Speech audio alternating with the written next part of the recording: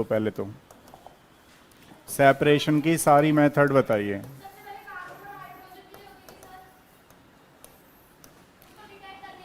Separation का दूसरा नाम क्या होता है? प्योरिफिकेशन, ऐसा ही तो है।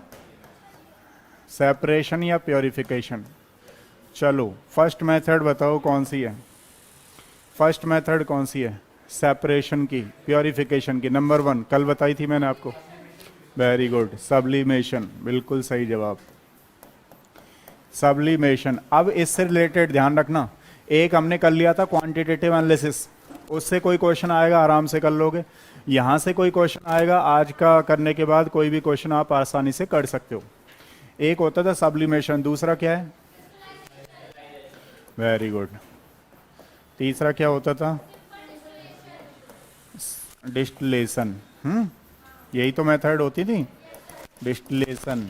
नेक्स्ट वाला बोलो। डिस्टिलेशन के बाद नहीं नहीं, ये तो इसके टाइप थे, आगे बोलो। एक पूरी मेथड बताओ कौन कौन सी होती थी?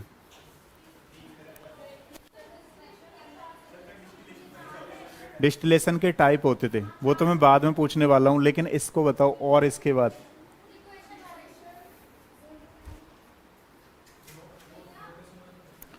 आप वो तो वहां इनऑर्गेनिक केमिस्ट्री में ले गए। और बोलो। Differential, extraction, differential, extraction, differential. और क्या होती है? क्रोमेटोग्राफी, तो क्रोमेटोग्राफी। ध्यान रखिएगा, इसमें पहला क्वेश्चन आएगा सबसे पहले आपके एग्जाम में कि सबसे बेस्ट मेथड कौन सी है प्योरिफिकेशन को करने के लिए, तो आपको टिक लगा के आना है क्रोमेटोग्राफी।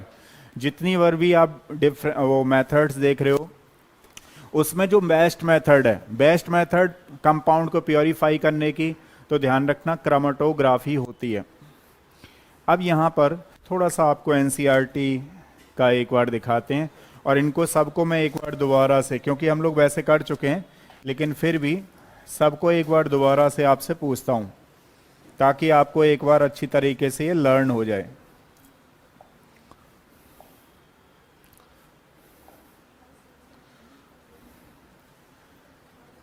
तो बताओ, डिस्टिलेशन कितने टाइप का होता था? 4 टाइप का। नंबर 1 बोलो। सिंपल डिस्टिलेशन में क्या होता था? सिंपल डिस्टिलेशन में क्या होता था बोलो? सेपरेट करना होता था, वॉलेटाइल कंपाउंड को नॉन वॉलेटाइल कंपाउंड से सेपरेट करना होता था। दूसरा वाला कौन सा? इसका बेस्ट एग्जांपल बताना कोई। Chloroform and, very good. दूसरा वाला कौन सा? अच्छा, बॉइलिंग, बॉइलिंग पॉइंट में डिफरेंस कैसा होगा? ज़्यादा, नियरली 80 से 70 से लेकर के 110 120 तक, उसको बोलते हैं, ध्यान रखना। दूसरा वाला कौन सा था? कहाँ पे यूज करते हैं फ्रैक्शनल डिस्टिलेशन? Very good. जब बॉइलिंग पॉइंट कैसा होता है? कम होता है। हाँ, तो कितना डिफरेंस होता होगा लगभग बॉइलिंग पॉइंट को लेकर के? हाँ, नाइट्रोजन ऑक्सीजन में आप देख पा रहे हो 77 और 90, बिल्कुल सही कह रहे हो। और दूसरा वाला कौन सा होता था हमारे पास? डिस्टिलेशन अंडर रिड्यूस प्रेशर का दूसरा नाम क्या होता था बोलो? Vacuum distillation. अच्छा, वैक्यूम डिस्टिलेशन का बेस्ट एग्जांपल बताओ। ग्लिसरॉल, स्पेंट लाई से निकाला जाता है ना? अच्छा, कैसे निकाला जाता होगा? कोई बच्चा बता सकता है कैसे निकाला जाता होगा? बोलो, कौन बच्चा बताएगा? देखो, ये वाली है। अगर हम लोग बात करें यहाँ पे, तो ये जो आप देख पा रहे हो, इतनी मेथड हैं और हमने ये डिस्कस कर ली हैं। अब मैं आपको 1 बाय 1 करके बता रहा हूँ। सब्लिमेशन का मतलब आप जानते हो ऑलरेडी कि कोई कंपाउंड है डायरेक्ट जो है किस में कन्वर्ट हो जाए? गैस में। किस में ना कन्वर्ट होके, उसको बोलते हैं सब्लिमेशन। सब्लिमेशन का कोई बेस्ट एग्जांपल दो आप लोग। नेफ्थलीन, और बोलो। बेंजोइक एसिड, कार्बन डस्ट, इसके एग्जाम्पल होंगे। अगर मैं आपसे पूछूं क्रिस्टलाइजेशन, तो क्रिस्टलाइजेशन में क्या होता था बताओ? बेसिक प्रिंसिपल क्या है क्रिस्टलाइजेशन का?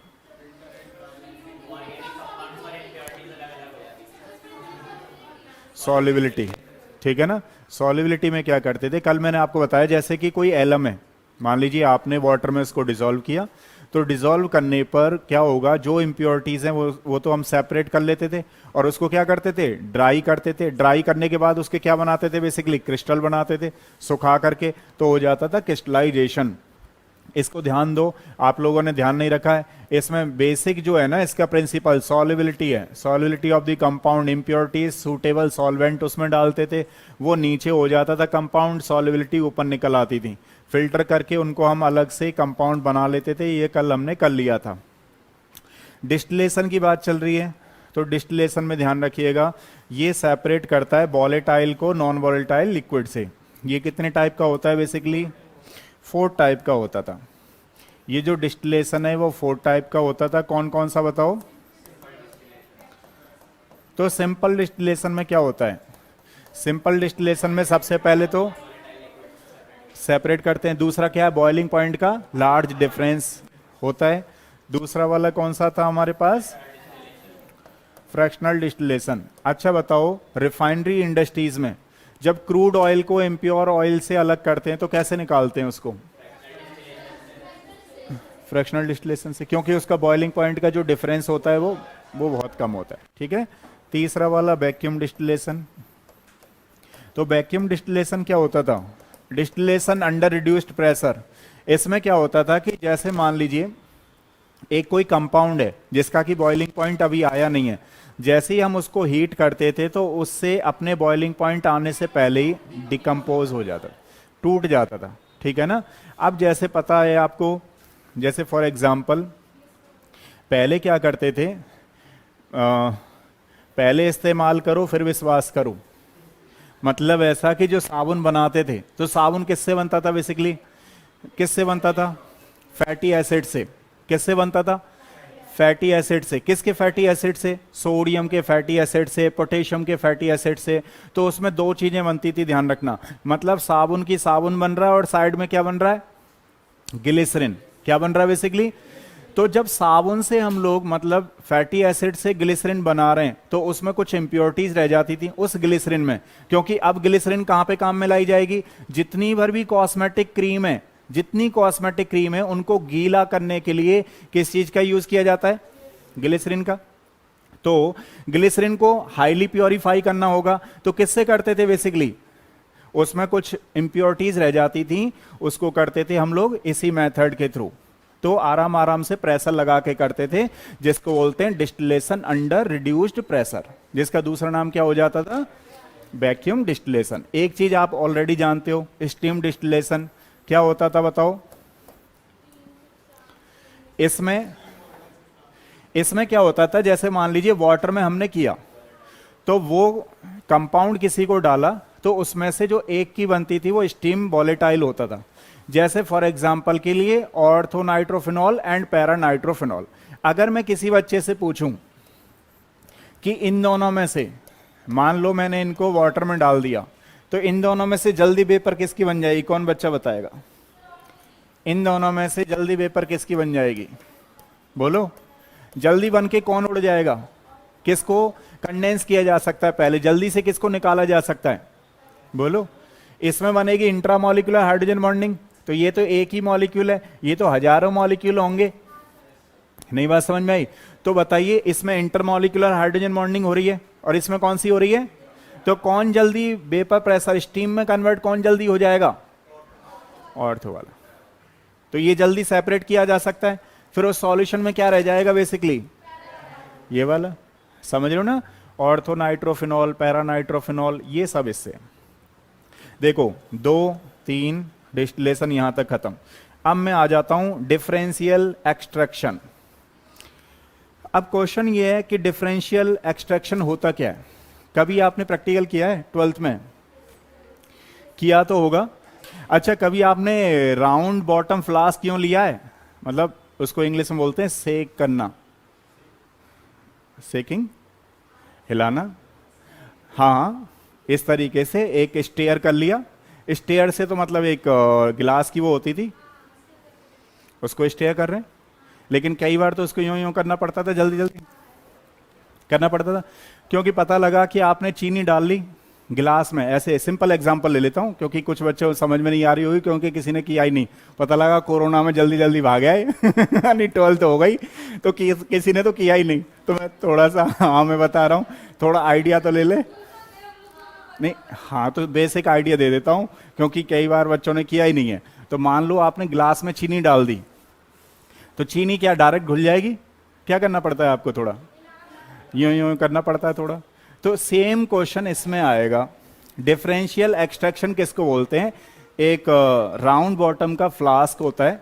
फ्लास्क मान लीजिए आपने देखा होगा, ब्यूरेट से धीमे धीमे ला रहे हैं 2.0, नीचे उतार रहे हैं, उसको नीचे उतार रहे हैं, फिर यूं यूं कर रहे हैं, रीडिंग आ रही है नहीं आ रही है, फिर इंडिकेटर डाल रहे हैं, कलर आ रहा है नहीं आ रहा है। तो वहां पर इस चीज का यूज किया जाता है। अब डिफरेंशिएशन एक्सट्रैक्शन में होता क्या है? टाइट्रेशन में किया जाता है, प्योरीफाई। तो प्योरीफाई कैसे किया जाता है? ध्यान रखना कि इसमें अलग अलग सॉल्वेंट होते हैं। अलग अलग सॉल्वेंट कैसे? मान लीजिए हमने किसी फ्लास्क में पहले कोई चीज डाल दी, पहले मान लीजिए हमने वाटर ही डाल दिया, दोबारा से हमने कोई दूसरा सॉल्वेंट डाल दिया, तो दूसरा सॉल्वेंट और वाटर के बीच में क्या होगा? एक लेयर बन जाती है। नहीं बात समझ में आई? वो दोनों कैसे हैं आपस में? इनसॉल्युबल। जो हमने सॉल्वेंट डाले हैं फ्लास्क में, वो कैसे हैं दोनों आपस में? इनसॉल्युबल, एक दूसरे में मिल नहीं रहा है। जब मिल नहीं रहा है तो उन दोनों के बीच में क्या हो जाता है? एक लेयर बन जाती है। जब लेयर बन जाती है तो हम उसको आसानी से सेपरेट कर लेते हैं, उसको बोलते हैं डिफरेंशियल एक्सट्रैक्शन। समझ में आया नहीं आया? अब देखो, इसकी मैं एक बार डेफिनेशन आपको और एनसीईआरटी के हिसाब से कराता हूं। फ्रैक्शनल डिस्टिलेशन ये हो गया,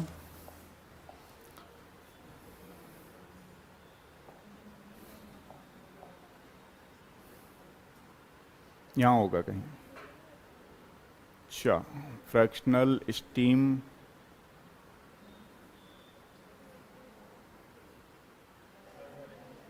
थर्ड वाले में देखते हैं। थर्ड वाले में नहीं आया मुझे लग रहा है, सबसे नीचे। अच्छा देखो क्या कह रहा है, when organic compound present in, ध्यान से सुनना जरा, लाइनें ध्यान से सुनो ताकि आपको चीजें समझ में आए मैंने क्या बोला। When organic compound is present in aqueous medium is separated by सेकिंग।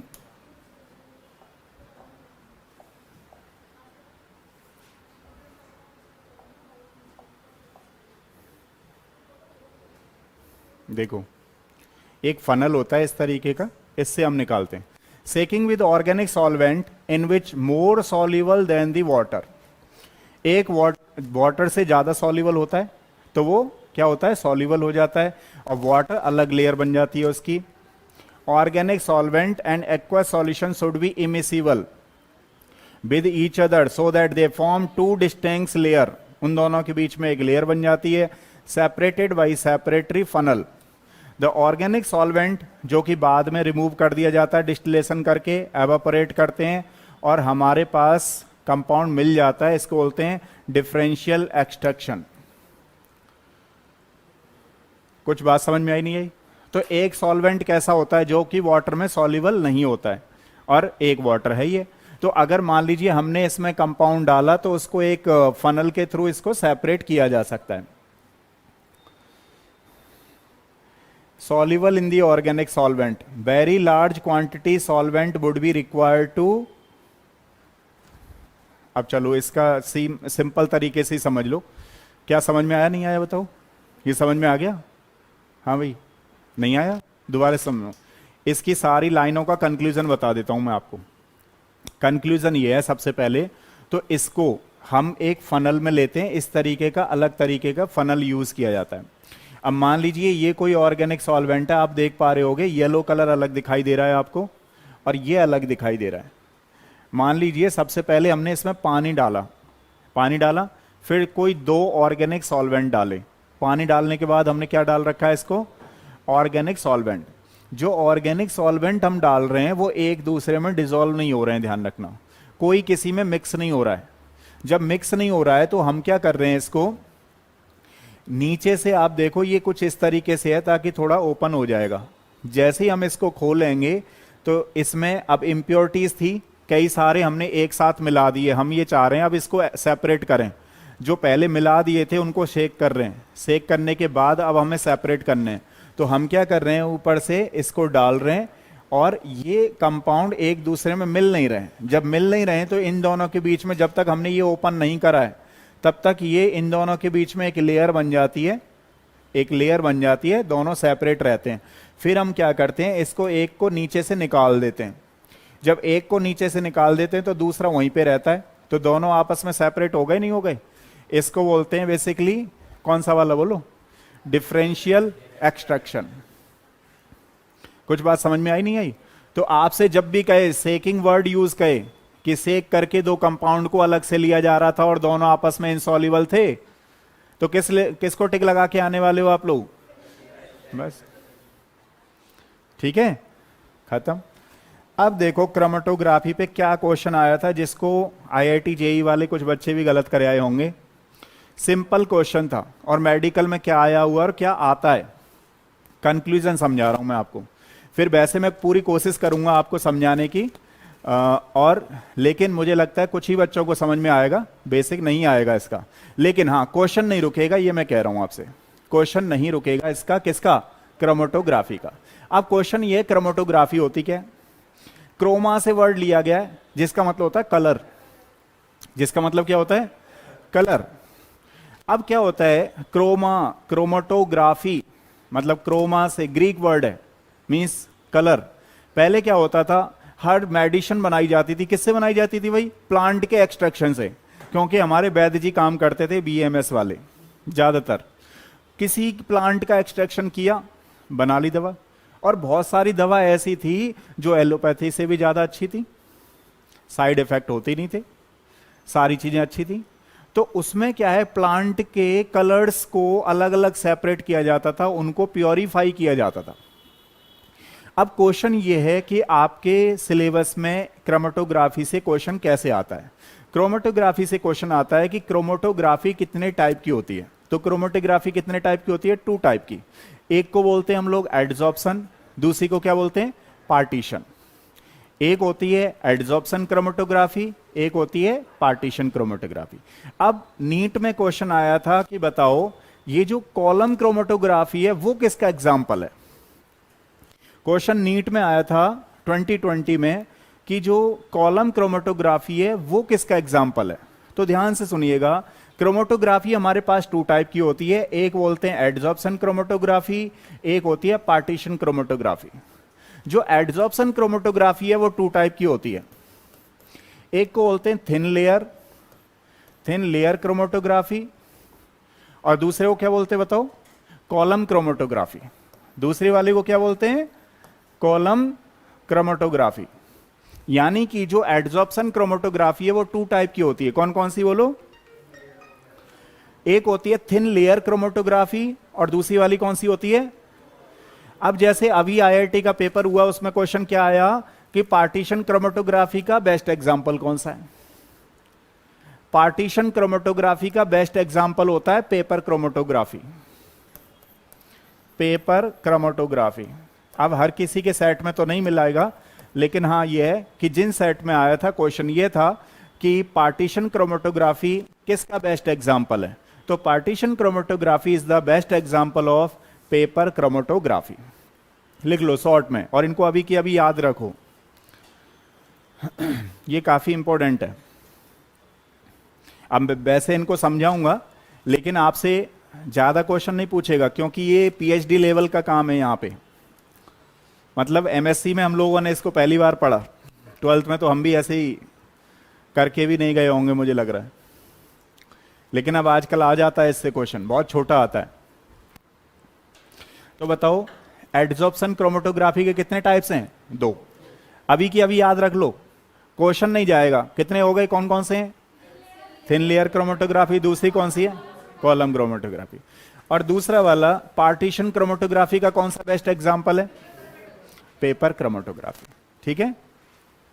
अब जितनी चीजें लिखी हुई हैं मैं अपने लेवल पे कोशिश करूंगा आपको समझाने की। अब देखते हैं,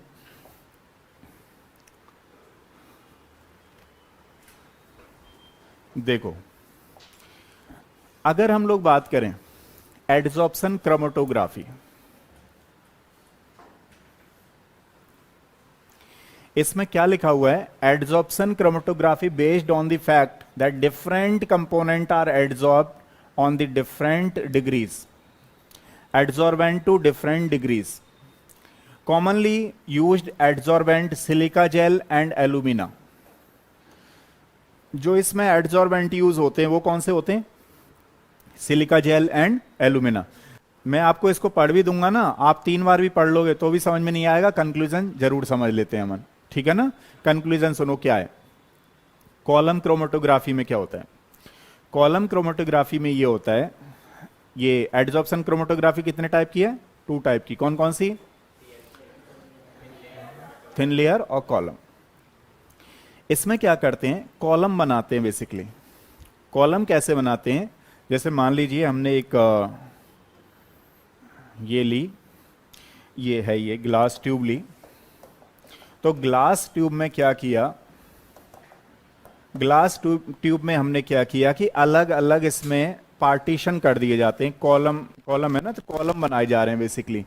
अलग अलग कॉलम बनाए जा रहे हैं। एक कलर का अलग है, एक कलर ऑर्गेनिक कंपाउंड अलग लिया है, एक कलर अलग है।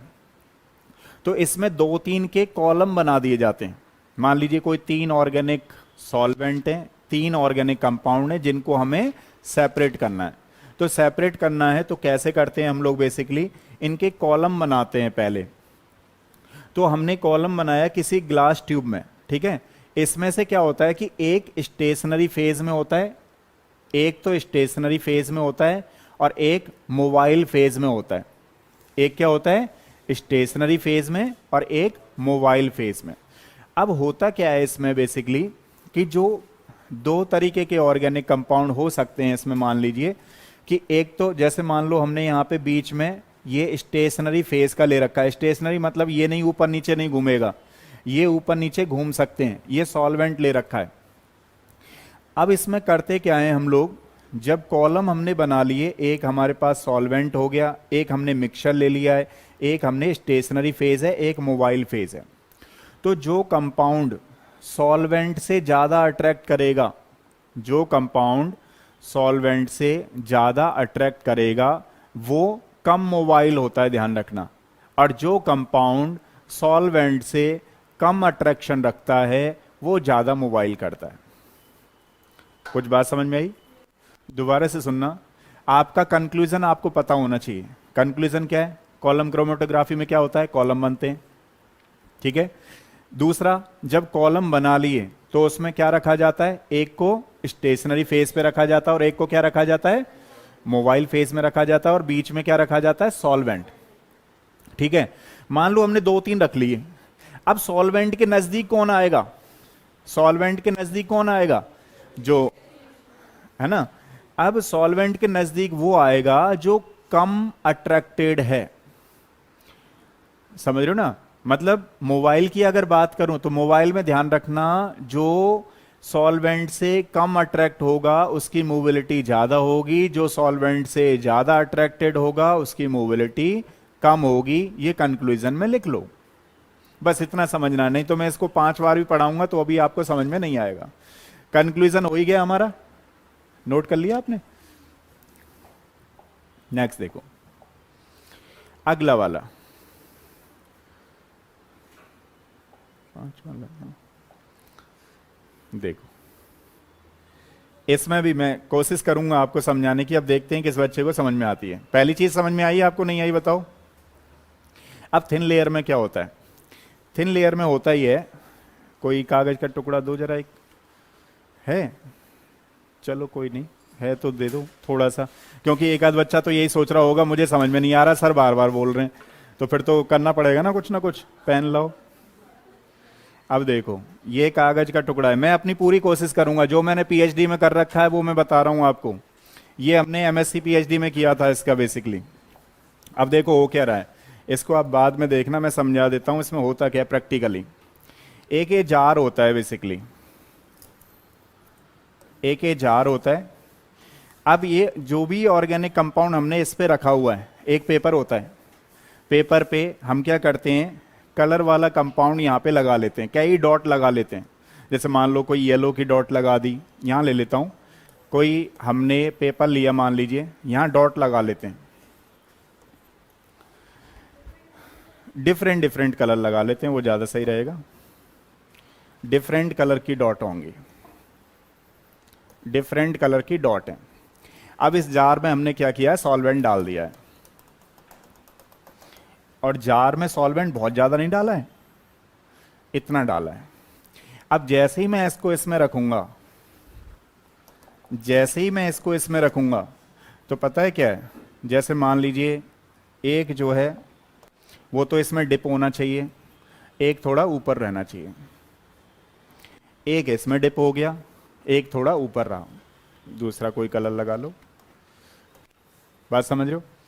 अब होगा क्या इसमें, होगा ये कि जो आप ये देख रहे हो, ये थोड़ा थोड़ा इस पेपर पे चलता रहेगा, नीचे नीचे नीचे की तरफ आता रहेगा, नीचे की तरफ आता रहेगा, और इसमें से जो कलर है वो सेपरेट हो जाएगा। इसको बोलते हैं बेसिकली कौन सा बोलो, thin layer chromatography, thin layer chromatography.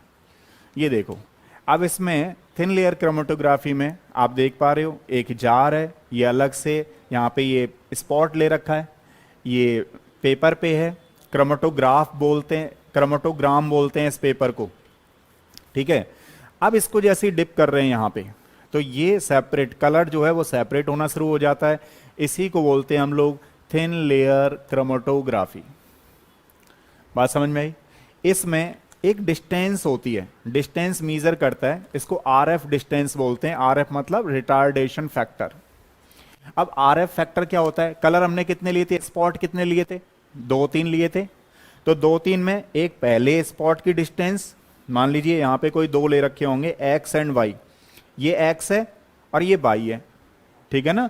तो सबसे पहले किसकी डिस्टेंस लेते हैं हम लोग, वाई मतलब ज्यादा वाली, और ऊपर कौन सी होगी, कम वाली।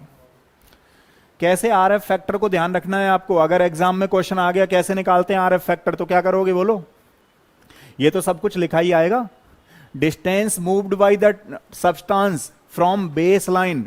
अब बेस लाइन कौन सी करनी है आपको, छोटी वाली ऊपर रहेगी, बड़ी वाली ऊपर रहेगी, तो ध्यान रखना जो बड़ी वाली है वो कहां पे रहेगी, नीचे, और जो छोटी वाली है वो क्या रहेगी, ऊपर, तो छोटी वाली बड़ी, ये ध्यान रखना है आपको। आरएफ फैक्टर, रिटार्डेशन फैक्टर मतलब कैपिलरी इफेक्ट जानते हो आप लोग, कैपिलरी इफेक्ट, मान लो जो हमने क्रोमेटोग्राफ इसमें डाला है, खुद से ही पानी ऊपर चढ़ना शुरू हो जाएगा, जो भी सॉल्वेंट है खुद से ही ऊपर चढ़ना शुरू हो जाएगा। तो पहले तो इस कलर को सेपरेट कर लेगा, फिर उस कलर को सेपरेट करेगा, उस डिस्टेंस को बोलते हैं आरएफ फैक्टर। कुछ बात समझ में आई? तो कंक्लूजन अब आपका ये है, क्रोमेटोग्राफी कितने टाइप की होती है भाई बताओ, 2 टाइप की, कौन कौन सी, एडजॉर्प्शन एंड पार्टीशन। अब बताओ एडजॉर्प्शन क्रोमेटोग्राफी कितने टाइप की है, 2 टाइप की, कौन कौन सी, और जो पार्टीशन क्रोमेटोग्राफी है वो कितने टाइप की है, पेपर क्रोमेटोग्राफी। ये क्वेश्चन आपके एग्जाम में आता है बार बार बार बार, अब इसी को नहीं पढ़ के जाते हैं इसलिए क्वेश्चन गलत हो जाता है। यही वाला क्वेश्चन था, सिंपल क्वेश्चन पूछा था, और पार्टीशन क्रोमेटोग्राफी, पेपर क्रोमेटोग्राफी किसका एग्जाम्पल है बेसिकली, पार्टीशन में, ठीक है। चलो नेक्स्ट करते हैं, फिर डालो, केमिकल बॉन्डिंग करा देते हैं पहले, किसका, थिन लेयर का। कंक्लूजन ये लिखो कि जो जार होता है ना, जार में अगर हम लोग 2 कलर के सब्सटेंस को मतलब उसमें डाल रहे हैं कंपोनेंट में, तो आपको ये लिखा आएगा वहाँ 2 स्पॉट होते हैं, उनके बेसिक पे कैपिलरी, हाँ जो हमने ले रखा है ना क्रोमेटोग्राफ पेपर में, तो उसमें 2 स्पॉट 3 स्पॉट लगा देते हैं, जार में उसको डालेंगे। इतनी वर्डिंग कभी आए तो समझ जाओ कि वही है। आरएफ फैक्टर लिख लो, distance travelled by the substance लिखो, आरएफ फैक्टर लिख लो, और कुछ नहीं है इसमें याद करने के लिए। आरएफ फैक्टर लिख लो, distance travelled by, distance travelled by the substance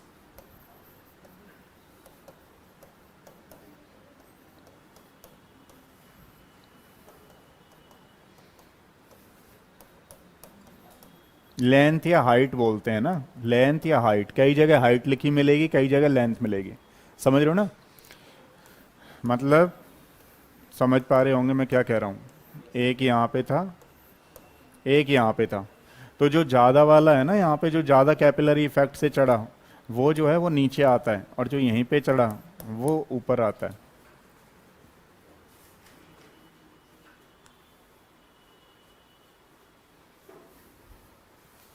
ठीक है, आगे चलें, लिखो। अभी आज इनको थोड़ा सा केमिकल बॉन्डिंग करा देता हूँ, कल मैं कराऊंगा आपको इलेक्ट्रोकेमिस्ट्री। ठीक है ना, इलेक्ट्रोकेमिस्ट्री 2-2.5 घंटे ले ही लेंगे, क्लास 3 घंटे ले लेंगे, एक बार में वन शॉट में ख़त्म ही कर देंगे पूरा। कल ले लेंगे, नहीं तो परसों ले लेंगे, लेकिन सैटरडे संडे में से किसी एक दिन ले लेंगे। कल टेस्ट होगा तो संडे को ले लेंगे। संडे तक इलेक्ट्रोकेमिस्ट्री का टारगेट रखते हैं कि उसे ख़त्म कर देंगे, ठीक है, क्योंकि जल्दी ज़्यादा से ज़्यादा चैप्टर ख़त्म करो और रिवीजन भी हो जाए, मतलब। चलो, हाँ यूट्यूब पे केमिकल बॉन्डिंग कर रखा है, कर रखा है। चलो, हाँ भाई बोलो, इसमें इंपॉर्टेंट टॉपिक करने वाले हैं अभी हम लोग, केमिकल बॉन्डिंग। हाँ एमओटी वाला है, केमिकल बॉन्डिंग। ये कहता है ना आज तो सर वो आप वो करवा दो, 11th के करवा दो, मैंने कहा इसको ये नहीं लगना चाहिए कि ये नहीं करवाया, वो करवा दूंगा मैं। केमिकल बॉन्डिंग, फिजिकल करवा देते हैं, कुछ बच्चे फिजिकल कह रहे हैं।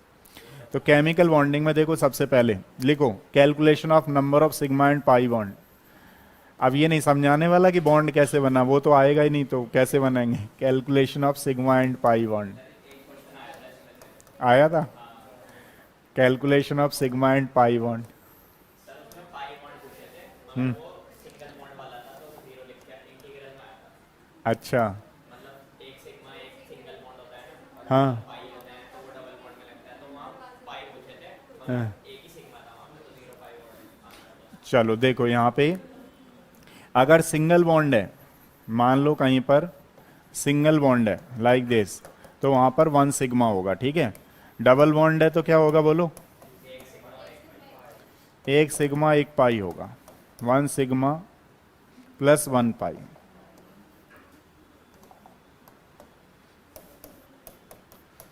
तीसरा ट्रिपल बॉन्ड में क्या होगा बोलो, अरे वेरी गुड। तो ट्रिपल बॉन्ड में 1 सिग्मा प्लस 2 पाई। 4 बॉन्ड में क्या होगा भाई बोलो,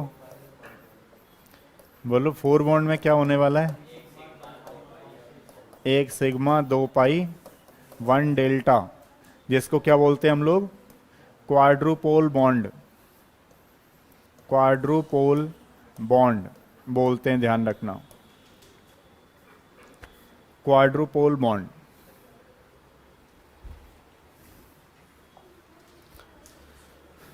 क्वाड्रुपोल बॉन्ड। चलो, जैसे मान लो मैं आपसे पूछूं कि इसमें कितने सिग्मा कितने पाई बॉन्ड होंगे, तो बता सकते हो आप लोग कितने सिग्मा कितने पाई होंगे, चारों सिग्मा ही है भाई, सिंगल बॉन्ड से तो हाइड्रोजन ही आएगा, तो 1 2 3 4। चलो इसमें निकालो जरा एक बार सिग्मा एंड पाई बॉन्ड, जल्दी से निकालो, फिर टॉपिक बदलता जाऊंगा मैं, जल्दी जल्दी क्यों रिकैप कराने की कोशिश कर रहा हूँ, ताकि अभी ये उठाया है टॉपिक तो खत्म हो जाए।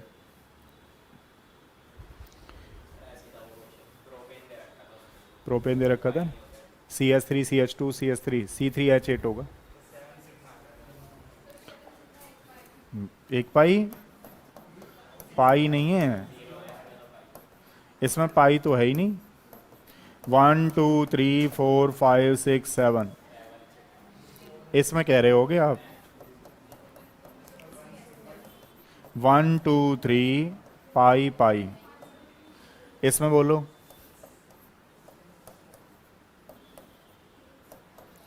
इसमें कितने सिग्मा कितने पाई हैं, 5 सिग्मा, 1 2 3 4 5।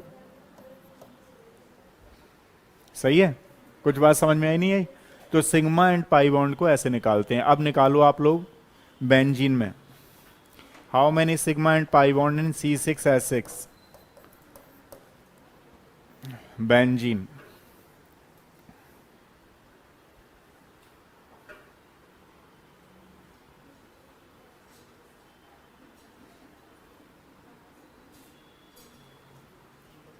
बनाओ एक बार, एरोमेटिक स्ट्रक्चर लेनी पड़ेगी आपको, रिंग वाली स्ट्रक्चर लेनी पड़ेगी। तो देखो इस तरीके से है, कितने आए सिग्मा एंड पाई बॉन्ड बोलो? Very good. देखो ये है, एक बॉन्ड छोड़ के एक बॉन्ड डबल बॉन्ड लगा लिया, ये चीज है।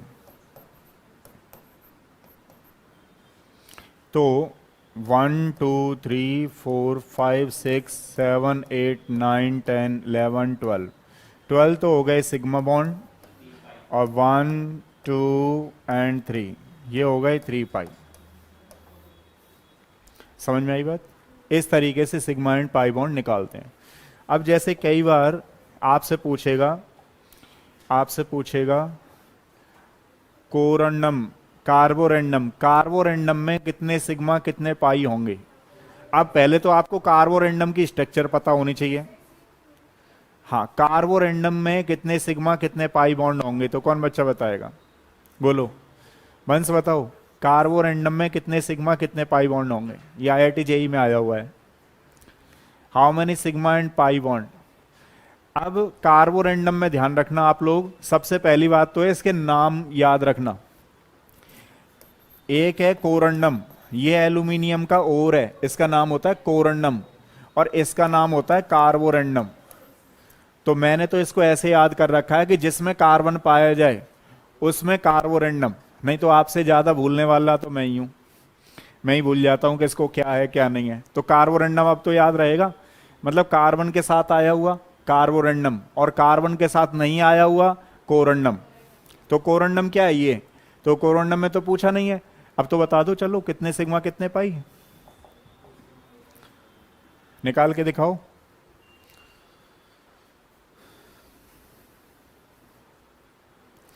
हाँ महिमा का सही है, बनाया आप लोगों ने, बनाओ। कितने सिग्मा कितने पाई आपको पता है इसकी स्ट्रक्चर? इसमें 4 बॉन्ड होते हैं, ये कार्बन फैमिली का है।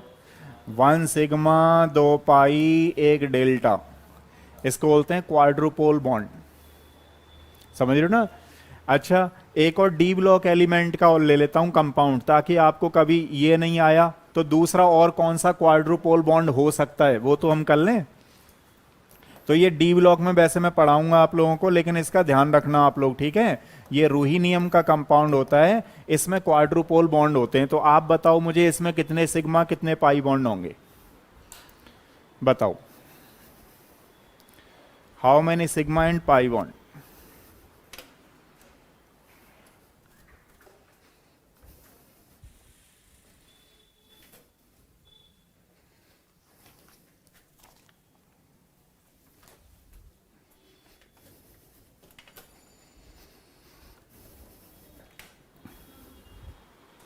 बनाए आपने?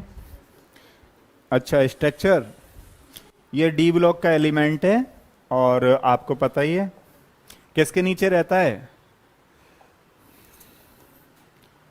मन तक रे। खैर हम इसमें आ जाते हैं थोड़ा सा, ये ऐसे होता है।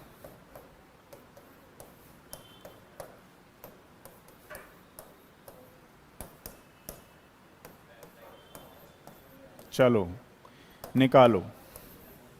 अब सबसे पहले मैं फिजिकल कराने वाला हूं आप लोगों को, ताकि थोड़ा सा ये लगे। वैसे इनऑर्गेनिक से बहुत क्वेश्चन आते हैं, इनऑर्गेनिक में आप कमांड बनाए रखो, ऑर्गेनिक में भी बनाए रखो। ऑर्गेनिक में तो बनी रहेगी, ऑर्गेनिक में बनी रहेगी, लेकिन इनऑर्गेनिक में बार बार भूलोगे, इसलिए मैं बार बार रिवाइज करा रहा हूं। एक आध बच्चा वैसे सो रहा होगा, लेकिन जो क्या बोलते हैं नहीं उसकी नहीं कह रहा, वो तो सही कर रहा है आपने, लेकिन क्रोमेटोग्राफी वाला टॉपिक मैंने कहा था, मैंने बार बार कर लेना, उसमें से कुछ नहीं आता ऐसा क्वेश्चन, लेकिन उसको भी छोड़ के जाएंगे देखना। और फिर वहां कहेंगे अच्छा ये तो हमने पढ़ा ही नहीं था, फिर वहां कहेंगे अच्छा ये तो फनल टाइप का दिख रहा था, हमें दिखाई नहीं दिया। हाँ, तो अब निकाल लो, 1 2 3 4 5 6 7 8 9, एक डेल्टा, सही है ना। इस तरीके से हो जाएगा। अब देखो मैं 4 कंपाउंड दे रहा हूं, उसके आप सिग्मा एंड पाई निकालो, फिर टॉपिक चेंज कर दूंगा। फटाफट फटाफट टॉपिक कराता हूं मैं आपको, ताकि एक बार इनका रिवाइज हो जाए आप लोगों का सबका। एक आध बच्चे को कुछ प्रॉब्लम चल रही हो वो भी पूछ लेना। 2-3 कंपाउंड दे रहा हूं, फटाफट से निकाल के दिखा दो आप लोग। सिग्मा एंड पाई बॉन्ड निकालने हैं आपको इसमें। ये सारे क्वेश्चन जो मैं लिख रहा हूं वो आए हुए हैं आपके एग्जाम में।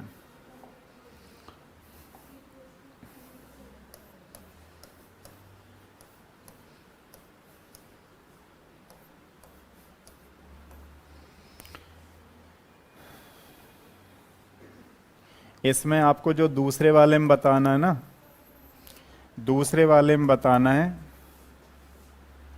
पाई इलेक्ट्रॉन्स कितने होंगे। दूसरे वाले क्वेश्चन में, पहले वाले में बताना है सिग्मा एंड पाई कितने होंगे, दूसरे वाले में बताना है पाई इलेक्ट्रॉन्स कितने होंगे, और तीसरे वाले में बताना है, तीसरे वाले में बताना है आपको सिग्मा एंड पाई बॉन्ड कितने होंगे।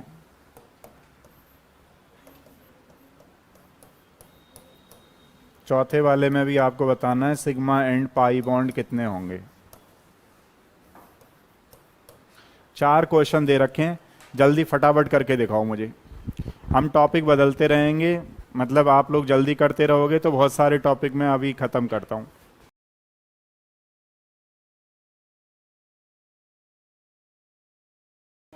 अरे वेरी गुड। देखो ये इस तरीके से बनेगा। यहाँ पे 1 2 3 4 5 6 7 आप जानते ही हो, 1 2 3 4 5। तो बताइए पाई कितने हो गए अपने पास, 5, और सिग्मा कितने हो गए, 7। सही है। अच्छा बताइए इसमें 2 वाले में देखो, मेडिकल में आजकल बहुत ट्विस्टिंग के क्वेश्चन डाल रहा है।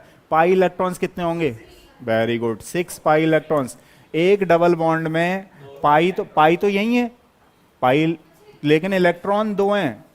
मेडिकल वाले बच्चों के लिए बहुत क्वेश्चन डालता है और ज्यादातर बच्चे गलत भी कर देते हैं।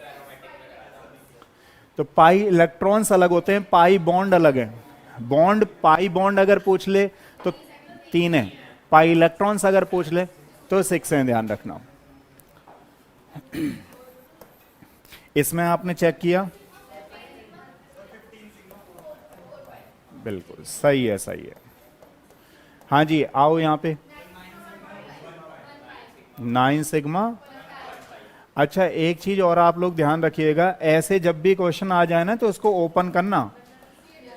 हाँ, कहीं पता लगा आप सोच रहे हो नहीं मुझे तो सारी चीजें आती हैं और जल्दी जल्दी में गलत करे आए, फिर ये इस तरीके से करना है आपको, ठीक है। तो एक चीज हमारी खत्म हो गई, सिग्मा एंड पाई बॉन्ड। दूसरा डालो फॉर्मल चार्ज, फॉर्मल चार्ज डालो जल्दी फटाफट। दूसरा वाला formal charge, formal charge. Formal charge क्या होता है भाई बताओ, फॉर्मल चार्ज जानते हो आप लोग क्या होता है? कितना चार्ज, जस्ट फॉर्मेलिटी, कि जैसे पता लगा मैं आपके घर पे आ जाऊं, आपने कहा सर चाय पियोगे क्या, तो मतलब मैं समझ जाऊंगा कि हाँ फॉर्मेलिटी चल रही है। समझ रहे हो ना, मतलब पहले लोग पूछते हैं हाँ चाय बनाएं क्या, तो मतलब थोड़ा फॉर्मेलिटी टाइप का करना, उसमें समझ जाओ आप। अगर पूछ रहा है आपसे कोई तो वो बनाना ही नहीं चाह रहा बेसिकली, तो ऐसा ही तो हुआ। नहीं, होता ही है कि पता लगा आप कहीं गए तो आपसे पूछेंगे कि अच्छा ठंडा लोगे गर्म लोगे। अब पता ही है कि जो आ रहे हैं धूप में तो ठंडा ही लेना है। नया क्या है इसमें? नहीं मुझे लग जाता है, फिर मैं कहता हूं नहीं मैं कुछ पीता ही नहीं हूं। तो देखो, अच्छा फॉर्मल चार्ज का मतलब हुआ जस्ट फॉर्मेलिटी। जस्ट फॉर्मेलिटी मतलब मान लो अब ये -3 है, अब ये -3 चार्ज किस पे प्रेजेंट है ये देखना चाह रहे हैं हम लोग। अब मतलब मान लीजिए आपसे ये पूछना चाह रहा है कि भाई ओवरऑल है या किसी इंडिविजुअल इस पे है या इस पे है, तो उसको बोलते हैं ओवरऑल है, इसमें तो ओवरऑल है, लेकिन कुछ में क्या इंडिविजुअल होता है। जैसे मान लीजिए फॉर एग्जांपल कोई आरएस है अपने पास स्ट्रक्चर, अपने पास कोई, अब ये इंडिविजुअल आ गया, तो अब आपको पता ही है कि ये इस पे नेगेटिव है तो नेगेटिव ही आएगा, लेकिन आपको चेक करके बताना पड़ेगा कि क्या ये नेगेटिव आएगा, ये जो यहां पॉजिटिव आ रहा है क्या ये पॉजिटिव आएगा। तो ये जो चेक करते हैं हम लोग उसको बोलते हैं फॉर्मल चार्ज। तो बताइए फॉर्मल चार्ज कितने टाइप का होता है। अब देखो ये भी थोड़ा सा अलग अलग एग्जाम के अकॉर्डिंग अलग अलग तरीके से आता है। जैसे मान लीजिए आप नीट का एग्जाम दे रहे हो तो इस तरीके का क्वेश्चन पूछा जाएगा कि इसमें फॉर्मल चार्ज कितना है, इस तरीके के क्वेश्चन आएंगे अगर आप नीट दे रहे हो। तो मान लो आप जेई दे रहे हो तो जेई में स्ट्रक्चर वाइज आएंगे, ये आईआईटी जेई में क्वेश्चन आता है। तो देखो अब इतना तो क्लियर हो गया कि फॉर्मल चार्ज कितने तरीके से निकाला जाता है, टू टाइप से, एक तो कंपाउंड के बेसिस पर और एक स्ट्रक्चर के बेसिस पे। मान लीजिए अगर आपको कंपाउंड के बेसिस पर फॉर्मल चार्ज पूछ ले तो इसका फॉर्मूला लिख लीजिए एक जगह कहीं। हाँ, टोटल चार्ज कितना है वो डिवाइडेड बाई, बोलो, total number of surrounding atom,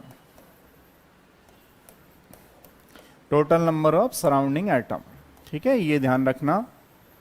और इसमें थोड़ा सा आ जाते हैं, एक फॉर्मूला करना है। इसमें हम लोग स्ट्रक्चर के बेसिस पर, ये फॉर्मूला है हमारे पास।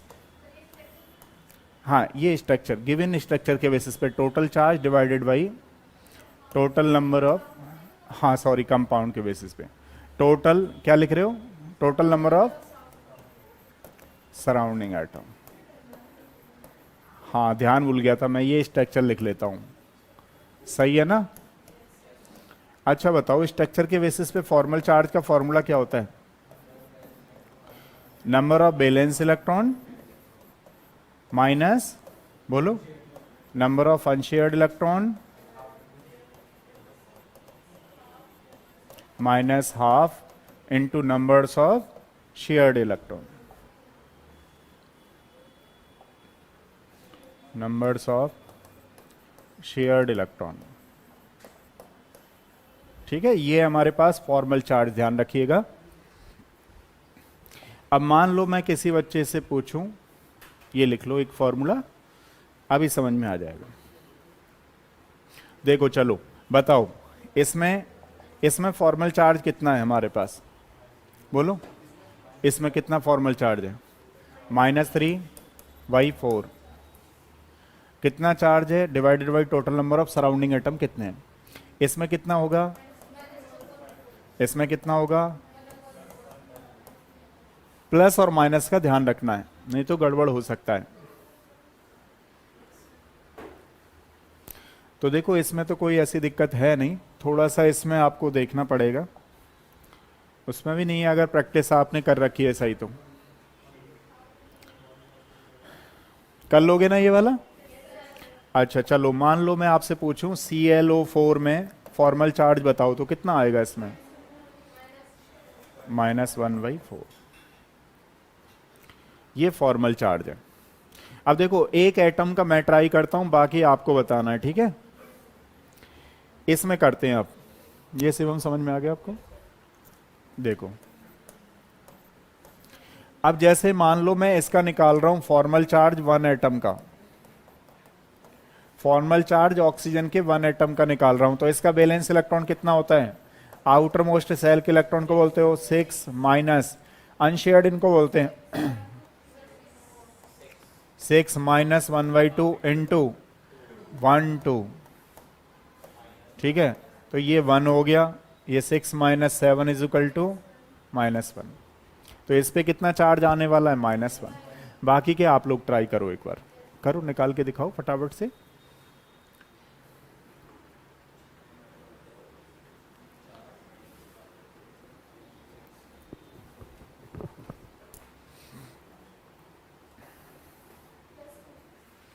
+2 नहीं आएगा, +2 तो ज्यादा हो जाएगा, 1 आएगा, +1 आएगा। अभी तो कर रहे थे हम आर एस, ये भी करना ना। हाँ प्लस का बनाएगा। देखो जिस बच्चे को समझ में नहीं आया वो एक बार और देख लो। अब देखो फॉर्मल चार्ज निकाल रहे हैं हम इस 2 का, है ना। तो 2 का कैसे निकल रहा है पता है, बैलेंस इलेक्ट्रॉन सारे बच्चे जानते हैं 6 होता है, माइनस अनशेयर्ड इलेक्ट्रॉन -1/2 इनटू, हर तरीके से लेना है 1 2 3 4 5 6 हो गए, ये 3 हो गया, तो ये 5 + 1 सही है। उसका निकालो एक बार, 0 आया। तो हम इसको और कैसे लिख सकते हैं, मतलब ये कैसे लिखा जा सकता है, जो आपने निकाला है उसके बेसिस पे इसको हम ऐसे लिख सकते हैं, इसको बोलते हैं आर एस ऑफ ओजोन। कौन बच्चा बताएगा ओजोन का बॉन्ड एंगल कितना होगा? बॉन्ड एंगल कोई बच्चा अगर क्लास में आएगा, कई बार उसने कर भी रखा है केमिस्ट्री का सिलेबस, तो उसको ये नहीं लगने देंगे कि आज कुछ नया नहीं पढ़ा, जरूर नया पढ़ाएंगे और रिवीजन होता रहेगा उसका। अब आपके एग्जाम में क्वेश्चन आ गया, बताओ ओजोन का बॉन्ड एंगल कितना है, तो देखना मैं चाह रहा हूं कौन बच्चा बताएगा। मतलब सेंट्रल एटम का पूछा है, सेंट्रल एटम का हाइब्रिडाइजेशन कौन सा है?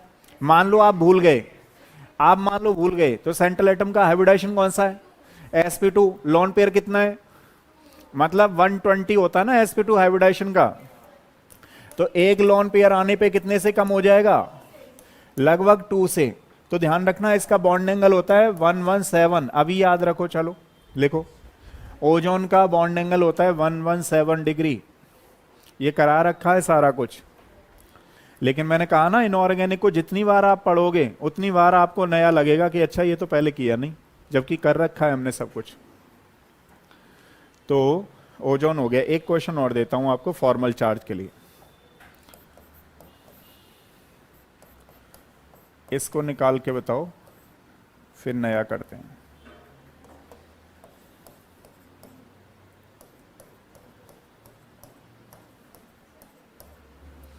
सारे एटम का फॉर्मल चार्ज निकालना है आपको, 1 2 3 4 5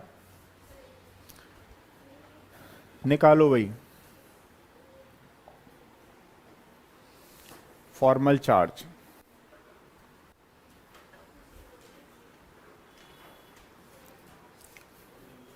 बैजनाथ हो नहीं हो, महिमा ही है मुझे लग रहा है।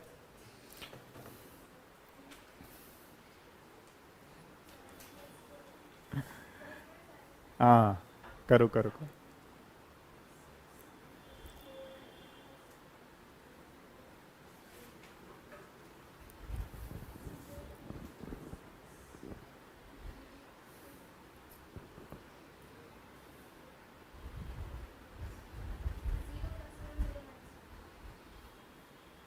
वन का क्या है?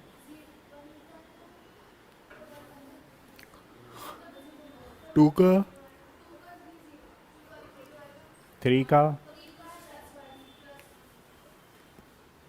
4 का, 5 का, बिल्कुल सही है, सही है।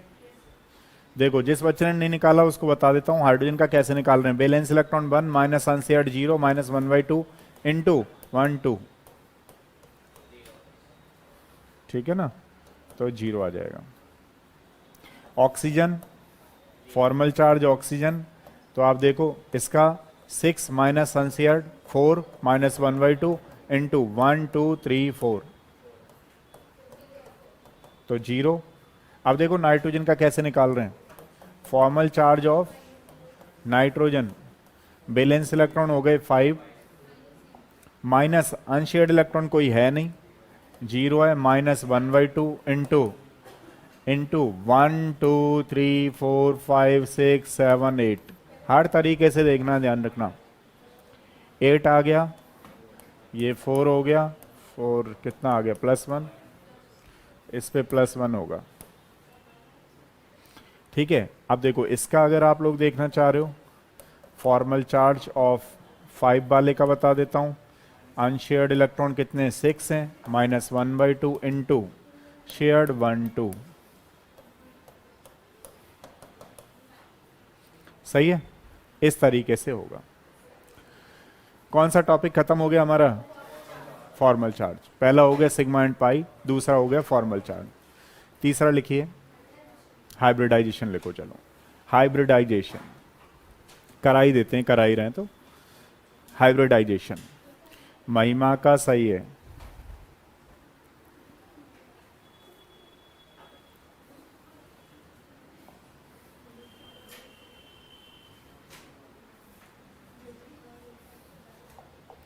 हाइब्रिडाइजेशन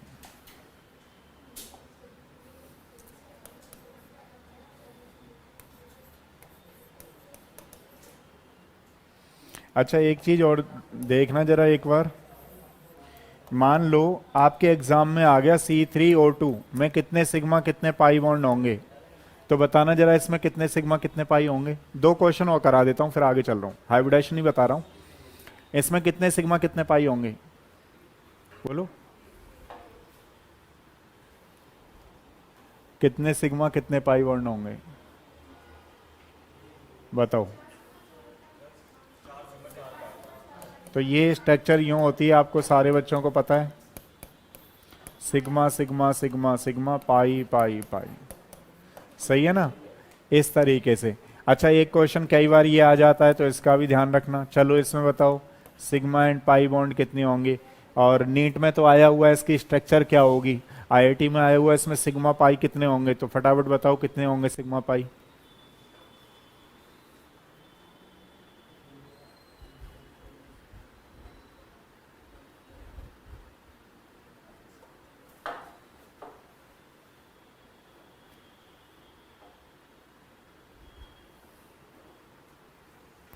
बताओ महिमा इसमें कितने होंगे।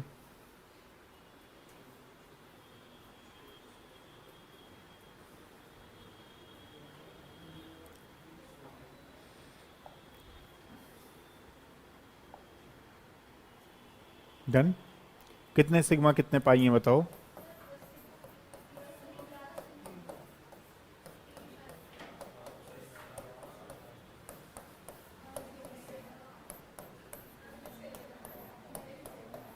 आप बनाओ इसको।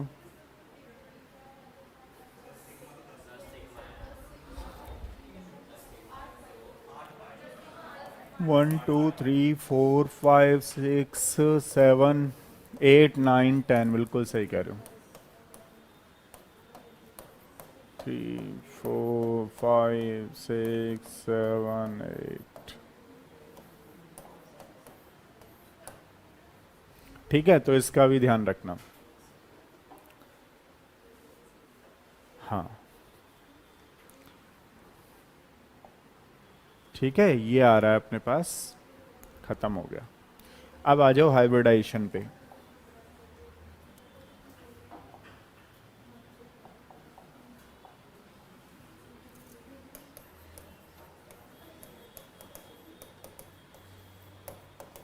देखो हाइब्रिडाइजेशन क्या होता है बेसिकली, कि जब हम कोई दो एटॉमिक ऑर्बिटल को इंटरमिक्स करते हैं तो जो एक तीसरा नया एटॉमिक ऑर्बिटल बनता है उसको हम क्या बोलते हैं, हाइब्रिड ऑर्बिटल, और इस प्रोसेस को क्या बोलते हैं, हाइब्रिडाइजेशन।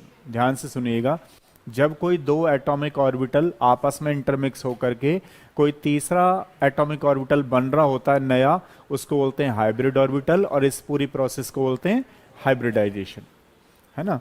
अब हमारे एग्जाम में क्वेश्चन आएगा कि कैसे कैलकुलेट करें, तो हम सीख रहे हैं कैलकुलेशन ऑफ हाइब्रिडाइजेशन, क्योंकि ये थोड़ा चैप्टर रिकैप कर रहे हैं हम लोग जल्दी जल्दी, है ना, इसलिए ये थोड़ा जल्दी कराना पड़ रहा है। कैलकुलेशन ऑफ हाइब्रिडाइजेशन,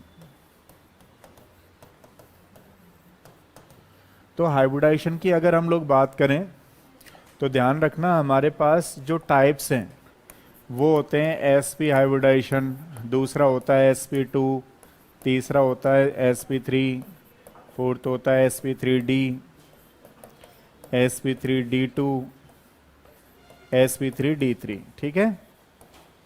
अब मान लीजिए मैं आपसे पूछूं इसमें कितने एटॉमिक ऑर्बिटल टेक पार्ट करेंगे पहले वाले में, तो कितने करते हैं पहले वाले में, 2। कौन कौन से, s और p, तो आप कहने वाले हो इसमें 2 करेंगे, इसमें कितने करेंगे 3, 1 s ऑर्बिटल 2 p ऑर्बिटल्स, तो टोटल कितने हो गए हमारे पास 3, इसमें कितने हो गए 4, इसमें कितने हो गए 5, इसमें कितने हो गए, इसमें 7। बस समझ रहे हो। अब क्वेश्चन ये है कि कैसे कैलकुलेट करें हम हाइब्रिडाइजेशन। तो इसमें n की वैल्यू पता लगानी है। n इज इक्वल टू होता है number of valence electron, number of valence electron plus number of monovalent atom. अरे very good. Monovalent atom, monovalent atom plus minus charge divided by 2। ठीक है, ये है हमारे पास फॉर्मूला। अब मान लो मैं किसी बच्चे से पूछूं कि वैलेंस इलेक्ट्रॉन क्या होते हैं, ठीक है ना, आउटर मोस्ट सेल में कितने इलेक्ट्रॉन प्रेजेंट है उसको वैलेंस इलेक्ट्रॉन बोल रहे हो। अच्छा, मोनोवेलेंट क्या होते हैं, जिसकी वैलेंसी 1 हो, है ना। अब पता लगा कि इसकी वैलेंसी 2 है, 2 से जुड़ता है हमेशा, तो इसको तो जोड़ना नहीं है, ठीक है ना, ये ध्यान रखना क्योंकि ये डाईवेलेंट है। अच्छा, माइनस चार्ज आए तो क्या करोगे आप लोग, बिल्कुल सही जवाब, प्लस कर दोगे, और प्लस आए मतलब उल्टा करना है, मान लीजिए। अब जैसे फॉर एग्जाम्पल मैं किसी बच्चे से पूछूं NH3 में कौन सा हाइब्रिडाइजेशन होगा, तो इसमें सेंट्रल एटम बताओ, समझ रहे हो ना। तो ये सेंट्रल एटम हो गया, इसका वैलेंस इलेक्ट्रॉन हो गया 5। तो 5 प्लस इसमें देखो मोनोवेलेंट हैं ये सारे के सारे, चार्ज कुछ है नहीं, डिवाइडेड बाई 2 कितना आ गया 4। 4 का मतलब यहां पे चेक करो किस में आ रहा है, sp3, समझ रहे हो ना। अब देखो लॉन पेयर बहुत पूछता है आजकल, हर किसी में लॉन पेयर पूछ रहा है, तो हमने 4 कैलकुलेट किया है, यहाँ 3 जुड़ा हुआ है, कितने का डिफरेंस चल रहा है दोनों के बीच में, तो 1 लॉन पेयर होगा, सही है ना। इस तरीके से आपको ध्यान देना। अब मान लो मैंने आपसे पूछा PCl5, तो इसमें सेंट्रल एटम कौन सा है, P का वैलेंस इलेक्ट्रॉन बोलो 285, ठीक है, 5 हो गया, 5 प्लस 5/2 कितना आ गया बोलो, ये 5 आ गया। जब आप कैलकुलेट करोगे चार्ज तो कुछ है नहीं। अब देखो 5 में क्या है, ये 5 है, यहां पे 5 लिखा हुआ है ये, तो 5 जैसे ही आ जाए उसका मतलब ये हुआ sp3d। अब कोई बच्चा कह रहा है सर मुझे तो ये समझ में नहीं आया, कैसे याद रखूंगा, गिनती में भूल गया। तो भूल भी जाओ, मान लो आप गिनती भूल गए कि 5 का मतलब क्या है, तो आप इतना निकाल लोगे, 1 और 3 4 और 1 5, ये तो कर ही सकते हो। S का 1, P के 3, 1 D का, समझ रहे हो ना, इस तरीके से हो जाएंगे। अच्छा, जैसे मान लो डाईवेलेंट आए तो उसको आपको नहीं जोड़ना है, जैसे फॉर एग्जांपल SO3, तो इसमें सेंट्रल एटम कौन सा है, S। S मतलब आपका कितना आ गया वैलेंस इलेक्ट्रॉन, 6 प्लस कितना करना है 0, रीजन ये डाईवेलेंट है, बात समझ रहे हो ना। सारे मोनोवेलेंट जोड़ते हैं, देखो क्या लिखा हुआ है, ऑक्सीजन को छोड़ के सबको आंख बंद करके जोड़ो। अब आप कहोगे जी नाइट्रोजन, नाइट्रोजन आएगा ही नहीं, ऐसा कोई क्वेश्चन, और जो आएगा मैं अभी करा देता हूं उसे नाइट्रोजन में। तो ये हो गया 0/2, कितना आ गया बोलो 3 का मतलब, very good. Lone pair check कर लो यहां से, देखो ऑक्सीजन वैसे हाइब्रिडाइजेशन में कैलकुलेट नहीं किया जाता है, लेकिन जब आप लोग लॉन पेयर कंपेयर करोगे तो चेक करना पड़ेगा। भाई हमने यहां कितने कैलकुलेट किए 3, और यहां कितने जुड़े हुए हैं 3, लॉन पेयर कितना है 0, बात समझ रहे हो ना, ये ध्यान रखना है। चार्ज का बताता हूं थोड़ा, मान लो आपके एग्जाम में ये आ गया, तो इसमें सेंट्रल एटम कौन सा है 6, वैलेंस इलेक्ट्रॉन हो गया, इसको जोड़ें या ना जोड़ें, वेरी गुड। माइनस का मतलब प्लस करना है, अपोजिट करना है, जितना माइनस आए उतना प्लस करिएगा, प्लस आए उसका माइनस करना है आपको। तो देखो ये -2 मतलब +2, ये आ गया 2, कितना आ गया 4, 4 को क्या बोल रहे हो sp3, है या नहीं है। लॉन पेयर चेक कर लो 0 है। एक प्लस का और समझा देता हूं आपको, फिर क्वेश्चन देता हूं, हो गया हाइब्रिडाइजेशन, हमें तो जल्दी जल्दी करनी है चीजें। अब बताओ इसमें सेंट्रल एटम का वैलेंस इलेक्ट्रॉन 5 + 4 प्लस का -1/2 कितना आ गया बोलो, 4 मतलब sp3, लॉन पेयर मतलब 0, सही है, सही है, आगे। अब देखिए मैं कुछ क्वेश्चन दे रहा हूं आप लोगों को, एक बार जरा करके दिखाओ हाइब्रिडाइजेशन क्या होंगे। ये है फॉर्मूला, ये है क्वेश्चन। चलो पेन पेंसिल ले लो। अब कोई बच्चा ये ना कहना मुझे पहले से ही आता तो मैं नहीं करूंगा, करने सबको हैं। आते भी हैं तो भी करने हैं।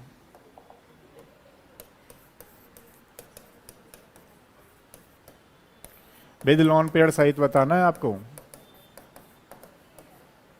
विद लोन पेयर सहित बताना है इसमें हाइब्रिडाइजेशन।